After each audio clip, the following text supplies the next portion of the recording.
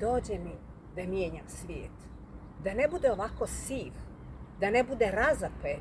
Hoću da bude živ.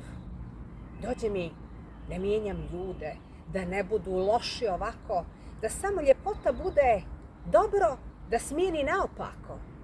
Dođe mi da zagrlim svakog, koga usput da sretnem, i dobrog, i lošeg, i naopakog. Na grudi da svoje metnem. Dođe mi da ljubav dam, kao paketić da dijelim svima. Dođe mi samo da ne budem sama, u srcu mome da ne bude zima. Ovako je došlo Milošu Kecoviću, autoru ove pjesme.